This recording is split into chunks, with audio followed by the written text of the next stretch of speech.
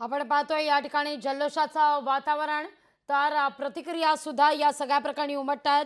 मालेगाव बॉम्बस्फोट प्रकरणातील सगळ्या आरोपींची निर्दोष मुक्तता करण्यात आलेली आहे। केवळ संशयाच्या आधारावर आरोपींना दोषी ठरू शकत नाही, त्यामुळे सगळ्या आरोपींची निर्दोष सुटका करण्यात येते असं एनआयएच्या विशेष न्यायालयाकडून सांगण्यात आलेलं आहे। 1000 पानांहून अधिक पानांचं खरं तर हे सगळं निकालपत्र होतं, ज्याचं वाचन लाहोटी यांच्याकडून करण्यात आलं, न्यायाधीश लाहोटी यांच्याकडून करण्यात आलं। आणि मालेगाव बॉम्बस्फोटाप्रकरणी 2008 साली झालेल्या भीषण बॉम्बस्फोटाप्रकरणी हा निकाल जाहीर करण्यात आला आणि सगळ्या आरोपींची निर्दोष मुक्तता झालेली आहे।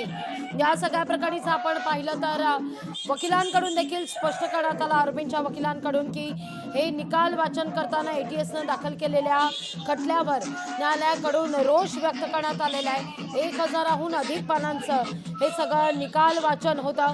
काही महत्त्वाचे बिंदू सुद्धा होते, यावर देखील त्यांनी आक्षेप घेतलेला होता। यावर देखील त्यांनी खरं तर काही सवाल उपस्थित करत सबळ पुराव्यांअभावी निर्दोष मुक्तता केलेली आहे। न्यायालयानं या सगळ्या प्रकरणी निरीक्षण नोंदवत असताना या सगळ्यात त्रुटीचं जो काही तपास एटीएस कडून करण्यात आलेला होता त्याचं देखील वाचन करण्यात आलं।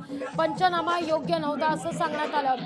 जागेवरून हातांचे ठसे जप्त करण्यात आले नाहीत असं निरीक्षण देखील न्यायालयानं नोंदवलेलं आहे। तर साध्वी प्रज्ञा सिंग ठाकूर यांच्या बाईकविषयी निरीक्षण नोंदवत असताना चेसिस नंबर दुचाकीचा देखील कधी रिकवर करता आला नाही हे देखील निरीक्षण नोंदवलेलं आहे। त्यामुळे साध्वी प्रज्ञा सिंग ठाकूर यांच्या दुचाकीची ती मालकी त्या मालक होत्या हे देखील स्पष्ट होत नाहीये असं देखील न्यायालयानं स्पष्ट केलेलं आहे। बैठकांसंदर्भात देखील तपास यंत्रणेचे दावे आणि त्या दाव्यांवर देखील समाधान होत नसल्याचं न्यायालयानं आज स्पष्ट केलेलं आहे। आणि या सगळ्या प्रकरणी यूएपीएचा लावण्यात आलेला होता तो देखील अयोग्य असल्याचं, मकोकाचे लावण्यात आलेला होता तो देखील अयोग्य असल्याचं न्यायालयाकडून कोर्टाकडून निरीक्षण हे नोंदवण्यात आलेलं आहे। आयडीएक्स कर्नल प्रसाद पुरोहितांनी आणलं याचा पुरावा नाही असंही न्यायालयानं स्पष्ट केलेलं आहे। या सगळ्या आरोपींना संशयाच्या भोवऱ्यात आणलं गेलं पण पुरावा नाही हे न्यायालयानं स्पष्ट केलं। आरोपींना संशयाचा फायदा, बेनिफिट ऑफ डाऊट आहे। केवळ संशयाच्या आधारावर आरोपींना दोषी ठरवू शकत नाही असं निरीक्षण कोर्टानं नोंदवत या सगळ्या आरोपींची पुराव्याअभावी निर्दोष मुक्तता केलेली आहे।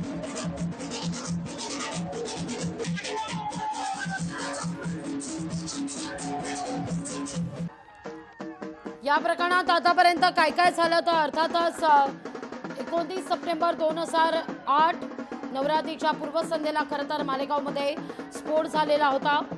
यात 6 जणांचा मृत्यू, 100हून अधिक जण जखमी झालेले होते।